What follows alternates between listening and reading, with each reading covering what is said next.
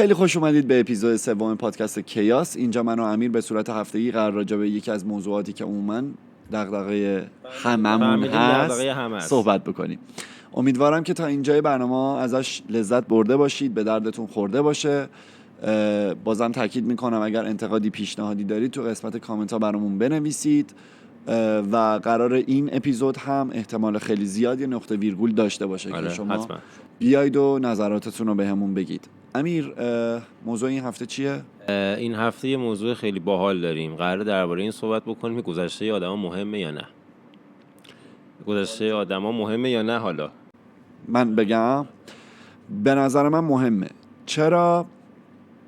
یه چند وقت بود من درگیر همین موضوع بودم که من خب عموما برام گذشته آدما مهمه که چه مسیری رو طی کردن و به کجا رسیدن، چون به نظر من حالی که تو الان داری به واسطه یه گذشته‌ای که تو طی کردی و به نظر من اون مسیر مهمه که تو دقیقاً چطوری به این درجه رسیدی، خوب یا بد خیلی اهمیتی نداره اونش. واقعیتش من نشستم مثل مقاله خوندم، چون مثلا میگفتن که خیلی ها معتقد بودن که اوکی آقا، ما اگر یه کسی که تو گذشتش توی رابطه قبلیش خیانت کرده، عموما به این معنی نیست که تو رابطه حالش بخواد خیانت بکنه، یا کسی که قبلا دزدی کرده دلیل نمیشه شاید دیگه دلش نخواد دزدی بکنه یا تغییر کرده. اما جالب بود برای من که من افتادم خب چقدر این مسئله درسته، چقدر واقعیت داره، با واقعیت چقدر فاصله داره. آره قطعا استثناء وجود داره که یه کسی دیگه تصمیم بگیره بخواد یه تغییری توی خودش به وجود بیاره، چون اگر غیر این بود کلمه تغییر اشتباه بود. اما جالب بود اون مقاله‌ای که داشتم میخوندم روی جامعه آماری خیلی زیاد بود، ولی دقیق عددشو چون یادم نیست نمیگم. گفته بود مثلا آدم‌هایی که در گذشته تو روابطشون خیانت کردن به احتمال 3 برابر، یعنی 300% احتمال این که دوباره خیانت بکنن بیشتر از آدمای معمولیه. اونی که دزدی کرده احتمال این که دزدی بکنه 7 برابر نسبت به آدمای دیگه بیشتره و این عددا خیلی عجیب و غریبه. پس اینا رو که نشستم راجبش خوندم به این نتیجه رسیدم پس نه، حتما این گذشته پس مهمه. یعنی منم اونقدر اشتباه نمی کنم که برام اهمیت داره که این مسیر چطوری طی شده و تو به آدم حال حاضر تبدیل شدی. ببین اصلا همه اینا رو بذاری کنار، من به نظر آدم خوبی آدم بدیم. خوب آدم خوبیم. تو پس از 10 دقیقه پیش منو تو مثلا 5 سال پیش منو می نگاه میکنی، ببینی که من چه کاری انجام دادم توی این 5 سال پیشم تا الان، گذشته من به حساب میاد دیگه. میگی آقا مثلا طرف این کارو که به نظر تو کارهای بدیه رو انجام نده، پس گذشته خیلی مهمه. آدمی که الان هستم در نهایت اون کارهایی که در گذشته انجام بدم. پس مگه تو میتونی بگی گذشته مهم نیست؟ تو در صورتی میتونی بگی گذشته‌ای که مهم نیست که بگی آقا پس یه نفری که تا الان چه میدونم اختلاس کرده، دزدی کرده، خیانت کرده، دروغ گفته، آدم کشته، الان دیگه گذشته‌اش مهم نیست، الان آدم از آدم خوبیه. تو میتونی اگه اینو بذاری زیر سوال، میتونی ببری زیر سوال. ولی حرف جالب بود. یعنی بیا دو چیزو درباره‌اش صحبت بکنیم. هم اصلا این که گذشته مهم هست یا نه، که به نظرم هست که درباره‌اش صحبت می‌کنیم. چرا؟ همین که آیا آدم‌ها تغییر می‌کنن یا نه. ببین ما فرض کن که داریم با این نفر آشنا میشیم و این آشناییت هم برای یه رابطه خیلی جدی و درستیه که خیلی قرار تو اپیزودی من چیزا رو فکر کنم مگه سارو چیز بکنیم. خاطر نوره عذرخواهی میکنم ازتون. قراره با یه آدمی آشنا بشی و قراره برای زندگی تصمیم بگیری که آقا من تا این ابد قراره با این آدم باشم. اولین کاری که میکنی اینه که سعی میکنی اون آدمو بشناسی.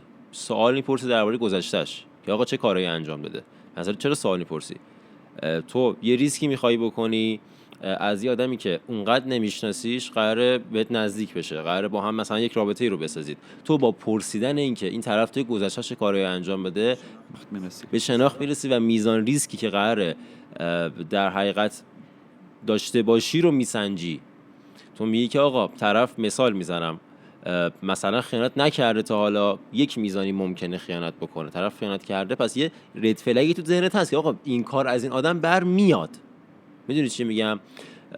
با اینکه الان طبیعتا مثلا تو ذهنت اینه که آقا خب اوکی همه چیز از هر کسی برمیاد، این اوکیه، این طبیعتا هست، ولی میدونی من یه بار تو دزدی بکنی من دیگه خیلی سخت‌تره برام، مثلا اگه قرار باشه بین تو یه نفر دیگه چه دیدی سوء پیشینه میگیرن میخوان جا استخدام بکنن. آره همینه به نظرم. من بخوام یه چیز کلی بخوام بگم، به نظر من آشنایی دوتا آدم دوتا مرحله داره.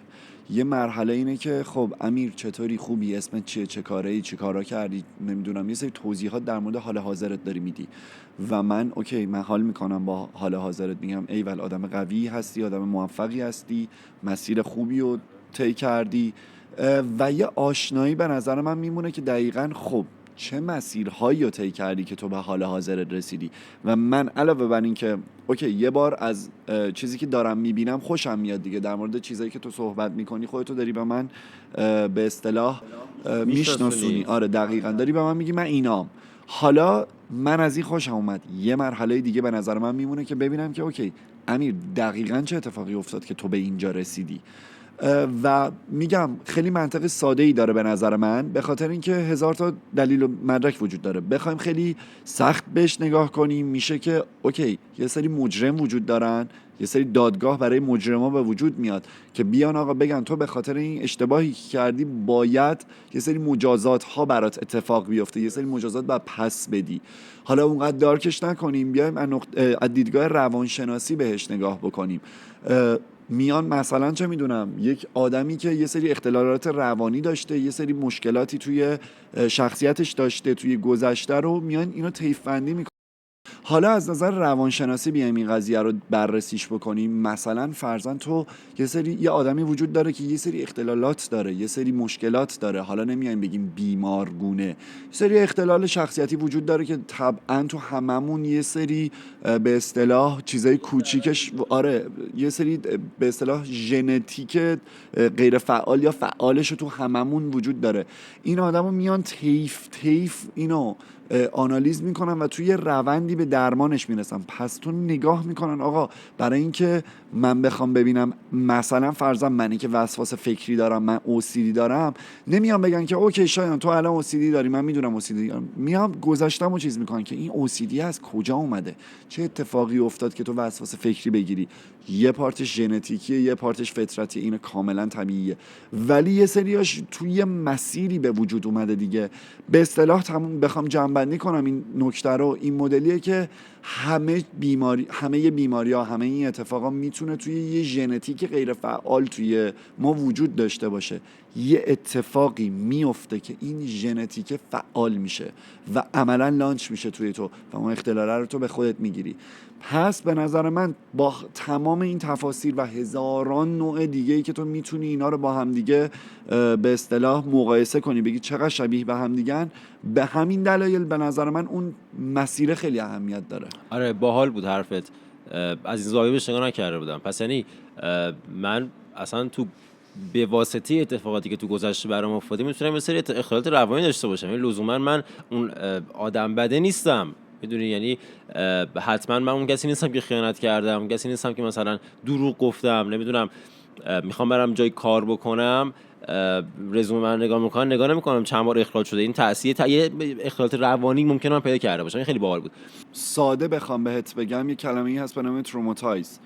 تو نسبت به یه موضوعی تروماتایز میشی، مثلا چه میدونم تو رابطه قبلی بهت خیانت شده، پس تو یه ترومایی داری که اوکی من ممکنه بهم خیانت بشه، میترسی.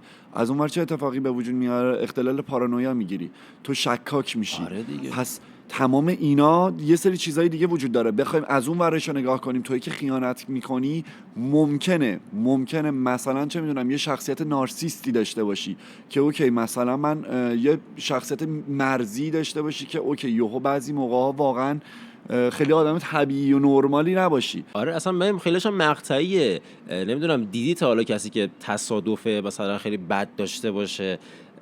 من یکی از دوستام تصادف خیلی بد داشت و این واقعا از یه سرعتی بالاتر نمیرفت، تا چند ماه اذیت میشد. من خودم الان 1-2 ماه کلا رفتم سربازی، نسبت به صدای بلند الان که مثلا مرخصی نسبت به صدای بلند چیزم واکنش نشون میدم که اصلا فکر نمی‌کردم من هیچ وقت اینجوری بشم، ولی دقیقاً درسته اینجوری هست.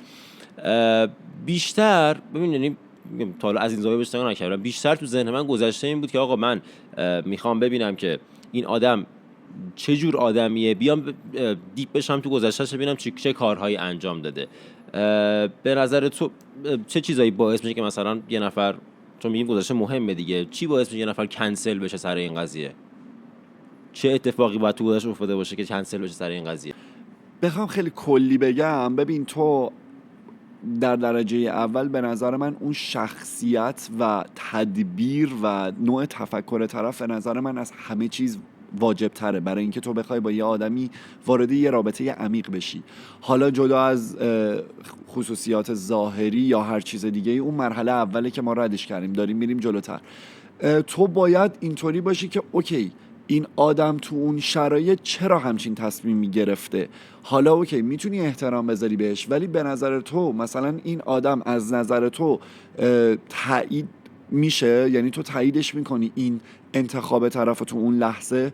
اوکی مثلا طرف خیلی آدم بی‌محاباییه براش، بی‌محابا، آره اشتباه گفتم، بی‌محاباییه براش، یه سری اتفاق خیلی نرماله، یه سری تصمیم‌ها اوکیه. خب شاید مثلا این تایپ شخصیتی به تایپ شخصیتی من نمیخوره، من آدم اونقدر ریسک پذیری نیستم که خیلی کارهای عجیب و غریب بخواد ازم سر بزنه. پس میام نگاه میکنم خب تو توی گذشتت فرضاً یه سری عادت‌هایی داشتی که از نظر من این عادت‌ها خیلی عادت‌های سالمی نبوده. پس از نظر من خیلی اوکی نیست همچین چیزی که تو مثلا با، میدونی چی میگم؟ آقا مثلا من یه چارچوبی دارم، مثلا مثال میزنم، دوست جنس مخالف مثلا کنسله. تو گذشته از این آدما بودی که مثلا خیلی دوست جنس مخالف داشتی، منظور هم چیزاییه مثلا داری میگی دیگه. آفرین، همچین چیزایی دقیقاً. اسخای میکنم بعد سایلنت میکردم. بله سلام، شبتون بخیر. از اهل تجهیزات تماس میگیرم خدمتتون. سلام، شبتون بخیر، در خدمتتون هستم. قربان شما. میخواستم ببینم تجهیزاتتون به موقع به دستتون رسیده و بابت تحویل مشکلی نداشتین؟ نه ممنونم، عالی بود، مرسی از پیگیریتون. قربان شما، خدا رو شکر. اگر هر سوالی داشتین برای کار با تجهیزاتتون میتونین با ما تماس بگیرید. مرسی ممنونم، خیلی لطف کردین. قربان شما، امری ندارین؟ قربونتون، مرسی، خدا نگهدار. شبتون بخیر، خدا نگهدار. چه خفن. آره باریکلا. تو بگم دیگه این قضیه هم که بچه‌ها همینطور که دیدید ما دوستامون توی اهل و تجهیزات خیلی بهمون کمک کردن و به اصطلاح اگر دارید تصاویر رو خیلی خوب و رنگی و با کیفیت بالا میبینید، تصاویر زیبا دارید میبینید، به خاطر رفیقامون توی اهل و تجهیزات هستش. آدرس هایی که میتونین باشون در ارتباط باشین توی دیسکریپشن براتون مینویسم. کجا بودی؟ داشتیم یه سری مثال میزدیم. آره. ببین دقیقاً من منظورم همینه که آقا مثلا طرف مقابل تو، حالا لزوما هم تو رابطه میدونی پارتنر گونه نیست دیگه، مثلا تو همه ارتباطات تو رفیقت هم ببینی، همکارت هم ببینی. مثلا من یه همکاری داشتم، من چندین بار از طرف خودش شنیدم که آقا مثلا آره من تو گذشته مثلا فلان حرکت رو زدم، مثلا یه پولی رو اشتباها در آورده، من نگاهم به این آدم عوض شده بود. خب اینجوری بودم که به نظرم اونقدر سیف نبود که مثلا من تو کار بخوام باهاش چیز کنم، میدونیم همه اینا هست. ولی از یه طرف یه سری وقتا گذشته برای من خیلی جذاب میشه، نمیدونم چرا، ولی من آدمیم که برام زمانی که میبینم یه نفر تو گذشتهش خیلی سختی کشیده برام خیلی جذاب میشه. فرق نمیکنه اصلا کی خیلی باحاله، اون به نظر من خیلی ریسپکتفوله، یعنی قابل احترامه به نظر من. آره یعنی مثلا لزوما داریم در گذشته بد صحبت نمی‌کنیم. آره کاملا. آدمایی رو حالا افتخار داشتم باشون همکاری کردم، رفاقت کردم که مثلا میدونم اون طرف از واقعا از زیر صفر شروع کرده یا مثلا سختی‌های زیادی رو کشیده و دوام آورده و اینجاست و همینجوری که گذشته بده یه پله آدم‌ها رو میاره از زیر صفر بعد شروع بکنن، اینا از مثلا یک دو بعد شروع بکنن. به نظر من شاید این حرفم خیلی حرف قشنگی نباشه و خیلی مخالف باشم، ولی به نظر من ارزش آدما به میزان عمریه که تونستن زندگی بکنن و زندگی رو تجربه کنن. اون کسی که توی گذشته سخت تونسته به یک ارتفاع خیلی بالا برسه، یعنی از چه میدونم از کوهپایه پایینتری شروع کرده به حرکت کردن و رسیدن به قله، به نظر من اون آدم ارزشمندتریه. این نظر منه ها، یعنی شایدم اشتباه باشه، ولی من اون آدمی که اون کتاب زندگیش، اون دفتر زندگیش قطورتره، برای من خیلی جذابتره. بیاد بگه که اوکی ببین اگر من الان اینم انقدر دهنم سرویس شد، این اتفاقا برام افتاد، این سختی ها رو کشیدم، الان که من اینجام این اتفاقا برام افتاده. من آدم چیزی نیست، خامی نیستم، این پختگی آدم است. بحث همون الماس است که چقدر باید حرارت ببینه، چقدر باید سختی بکشه که این سیغله اتفاق بیفته. پس اصلا اون سختیه اصلا منظور من نبوده، صرفا یه سری خط قرمزایی که خودمون عموما میدونیم راجبشون، خیلی فقط بازش داریم نمی کنیم، بس اوناست که به نظر من یه سری چیزا اصلا منطقی نیست که تو بگذری. چرا؟ چون به خودت باید نگاه کنی در درجه اول. آیا خیلی مهمه ها که اوکی خودت هم چه جور آدمی هستی. آها اینم خیلی مهمه. بذار اول من یه چیزی بگم قبل اینکه اینو باز کنیم. تو حرفات از این جمله استفاده کردی، گفتی آقا برای من مهمه که آدم طرف مقابل تجربه کرده باشه زندگی رو. من تو ارتباط با آدما دیدم این کلمه زندگی کردن یا تجربه کردن، زیست کردن، به معانی مختلفی در حقیقت ترجمه شده. یه سری اینجوریه که آقا من مثلا زندگی کردم، تجربه کردم، معنی اینه که آقا من همه کار کردم. به نظرم درست نیست. خب به نظرم بعضی وقتا اسم میکنم مثلا من مال این نسل نیستم جدی، یعنی اسم میکنم اینه مثلا یه آدم 50 ساله 40 ساله فکر میکنم آره داریم چی میشیم؟ بومر چی میشه؟ داریم پیر میشیم. بگو داریم پیر میشیم دیگه. خب مثلا من اصلا اعتقاد دارم یه سری تأثیرها، یه سری اتفاقایی که ما میبینیم و توش قرار میگیریم هیچ وقت پاک نمیشه از روی روح ما، از روی جسم ما. خب یه سریش ناخواسته است طبیعتا، اصلا هیچ شکی توش نیست. اونایی که خودآگاه اسم میکنم بعضی از تجربه اصلا میدونید تجربه نکردنش خیلی بهتره، نیازی نیست. به نظرم اینجوریه. بریم سراغ بحث جذاب شما. آره من یه اعتقادی که دارم اینه که باب مالی حرف باحالی میزنه، میگه اون انگشتی که داری بهش به من اشاره میکنی و رو من عیب میذاری ببین تمیز باشه. یعنی میخوای بگی بقیهش مثلا ستای بقیه سمت خودته؟ نه جالب. آره میگه که اون انگشت اتهامی که به سمت من گرفتی ببین خودش تمیز هست یا نه. من معتقدم که اوکی اگر من از تو یا هر کس دیگه ای توقع دارم که تو باید یه گذشته خوبی داشته باشی، منم باید یه گذشته میدونی یه ذره با هم چفت همین باشه. الان میگن آقا چه میدونم پسرا میرن همه کار میکنن، بعد مثلا دنبال کسی ان که به قول جامعه آفتاب ندیده باشه و اینا. نه من خیلی موافق نیستم. یا بالعکسش تو همه کاراتو کردی حالا به این نتیجه رسیدی که اوکی حالا دنبال اینم که نه من اونقدرم چیز نیستم. ولی مثلا فرضاً دارم میگم من یه سری چیزا رو دوست نداشتم تجربه کنم، تجربهشون نکردم، توقعم ندارم که اون کسی رو که میخوام انتخاب کنم. ببین تو گذشته طرف مقابلت انقدر برات مهمه که این قضیه گذشته دغدغه جامعه امروزی همسنای ماست. خب گذشته طرف مقابل انقدر برات مهمه، مگه میشه گذشته خودت برات مهم نباشه؟ پس میدونی جمله میذاره کلمه هاش باید جابجا میشد. ولی تو اگه گذشته من انقدر برات مهمه، گذشته خودت باید 2 برابر برات مهم باشه. خب چیکار کردی؟ دقیقاً. میدونی من همینو میگم. این کاملا درسته. آدما به نظر تغییر میکنن یا نه؟ خیلی سوال سختیه. میترسم یه حالت گاردگونه‌ای بگیری. نه اون اهمیتی آخه نداره این قضیه، چون نظر شخصیمو دارم میدم. آخه نظر شخصیمه. عموما آدما اینطوری نیستن که بگیم بد اخلاق، دروغگو، زشت، کری. نه آدما طیفن. همه چیز، همه صفات خوب و منفی توی آدم‌ها به صورت یه طیفه. یه سری میدونی یه سری رنگ مثل این رنگ پشت سر من هست، نمیتونی بگی کامل این صورتیه. این یه صورتیه که توش بنفش داره، میدونی یه طیفی از رنگ‌هاییه که حالا یه خوشگلی این پشت توی بک‌گراند برای ما به وجود آورده. یه تشکر کنیم از استاد، گفتن که اسممون رو نگید، نمیدونم چرا. استاد در حد شهید رجایی نمیخواد کسی بفهمه که گمنام از این بعد شروع میشه. اسم بگیم با شروع در همین حد میتونیم بگیم. آره آدم‌ها یه طیفی‌ان و این طیف به نظر من میتونی یه کوچولو تغییرش بدی ولی ناخالصی داره. اینجوری بگم.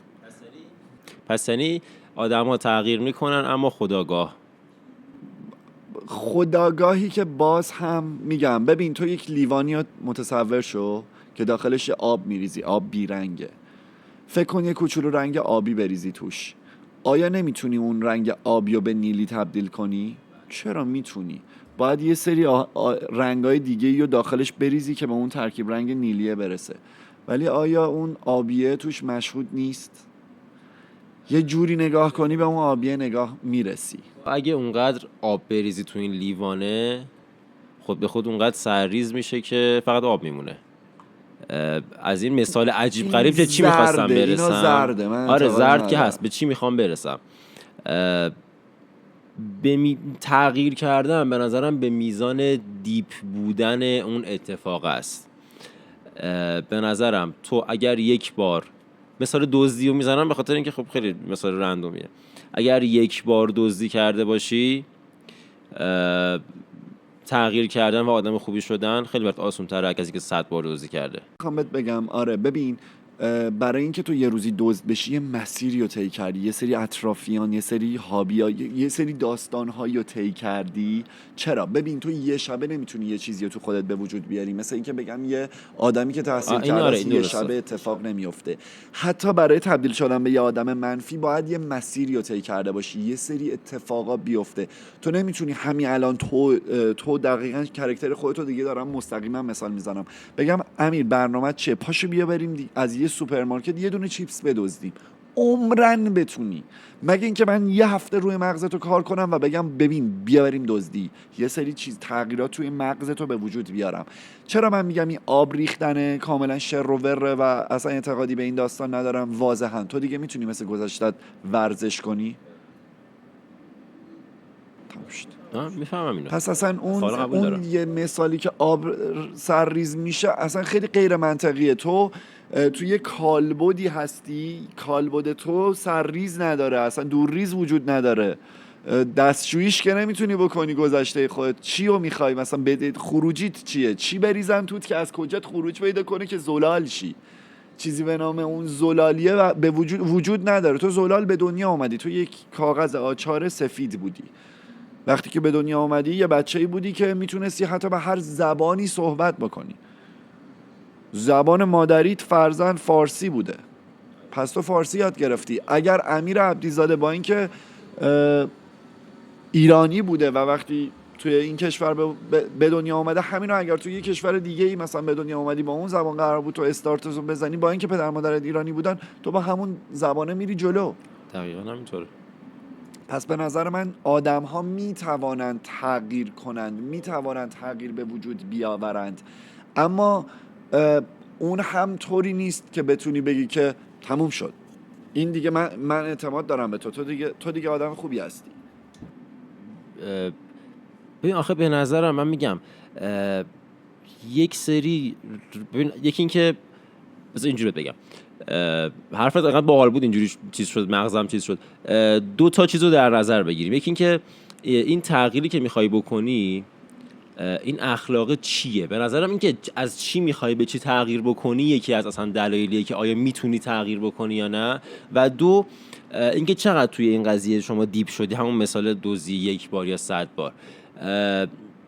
همین الان اصلا من بگو تو اخلاقی توی من دیدی که مثلا نسبت به چه میدونم یه سال پیش تغییر کرده باشه؟ خیلی آدم آروم، آره خیلی آدم آرومتری شدی. یعنی یه مقدار اون کنترل خشم رو به نظرم به وجود آوردی. یه ذره میگم یه سری صفات خوب آوردی، تغییر دادی. مدیریت بحرانت که فوق العاده شده، نمیدونم جدی دارم بهت میگم. یا اخلاقت خیلی آرومتر شده، یه مقدار مهربونتر شدی. دقیقاً. من همیشه داشتم این مثلا بد اخلاقیه رو داشتم خیلی وقتا. نه بد اخلاق نیستی، رفتار تند دارم. کم شد. من اینو فهمیدم و سعی کردم تغییرش بدم. چیز آسونی نبود، خیلی حتی زمان زیادی برد، ولی فهمیدم فقط زمانی که خیلی حواسم به این قضیه هست میتونم تغییرش بدم. پس یعنی باید یه تایمایی من وقتی تو شرایط حالا نه لزوما ایدئال، شرایط نرمالم نبودم، میدم آقا نه، من همون میزان ریست فکتوری شدی دیگه دوره، همون میزان بد اخلاقیه یا حتی مثلا یهو جوش آوردن رو دارم. این چی میگم؟ پس به نظرم تغییر نمیگم نمیشه، نزدیک به نشدن هست. شاید حتی اونم برام قابل احترام باشه، کسی که مثلا خیلی زور زده تغییر کرده در همین در حد اخلاق، مثلا در حد اینکه که یارو به نظر من یه کسی که خوش اخلاقه اوکی مثلا از 10 امتیاز 8 امتیاز رو میگیره نسبت به آدم بد اخلاقه که مثلا 3 میگیره، ولی اونی که از 3 تلاش میکنه که یه روزی مثلا تو لول اون آدم خوش اخلاقه رفتار بکنه، اون 8.5 9 میگیره، چون اون داره فشار میاره که خودشو یه تغییری بده به خاطر تو.